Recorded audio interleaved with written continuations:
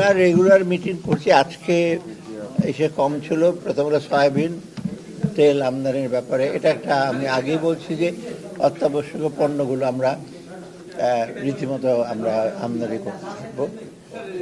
আর দ্বিতীয়ত হলো সার, ইউরিয়া সার আসবে। একটা হলো 1 লিটার, মানে সয়াবিন আসবে 1,55,00,000 লিটার, সার 40,000 লিটার, সরি 40,000 মেট্রিক টন।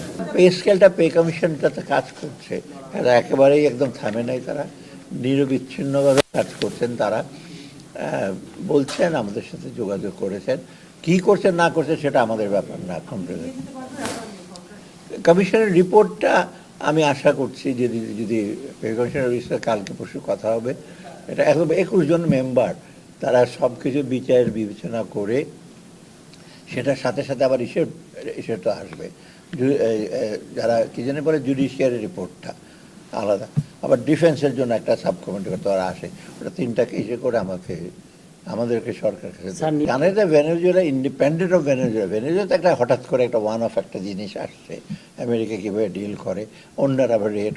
তবে আমরা জ্বালানির ব্যাপারে একটা দীর্ঘমেয়াদী একটা পরিকল্পনা করা হয়েছে। কয়েকদিন আগে একটা প্রেজেন্টেশন দেওয়া হয়েছে, আমিও ছিলাম সেখানে। কারণ জ্বালানিটা আমাদের একটা বড় চ্যালেঞ্জ। জ্বালানি যদি আমরা ইনশিওর না করতে পারি, লোকাল প্রোডাকশনটা জ্বালানি 2টা দিক আছে, পাওয়ার এবং এনার্জি, তাই না? একটা ইলেকট্রিসিটি, আরেকটা হলো ওই 2টা দিকে একটা কম্প্রিহেন্সিভ ইস্যু করা হয়েছে। আমাদের নিজস্ব অফশোর ড্রিলিং, তারপরে আপনার কয়লার ব্যবহারটা কীভাবে করবে, মধ্যপাড়ার কয়লাটা আছে সেটা হার্ড রক এবং কয়লারগুলো, এগুলো একটা কম্প্রিহেন্সিভ ইস্যু করা হয়েছে।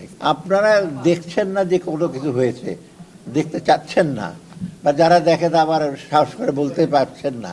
ওই আমাদের দেশে কিন্তু এইরকম একটা জিনিস সবসময় চলে আসে, এক এক সময় বেশি বলেন, এক সময় কম বলেন, একটা কারো।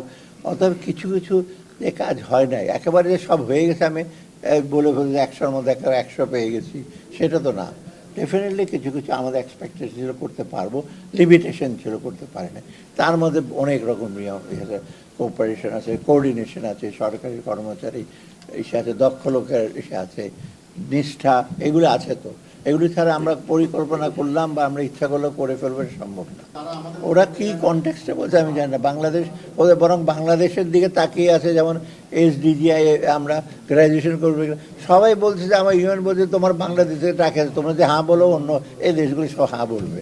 আর কে কি বলেছে না বলেছে সেটা আমাদের। Bangladesh is doing quite good.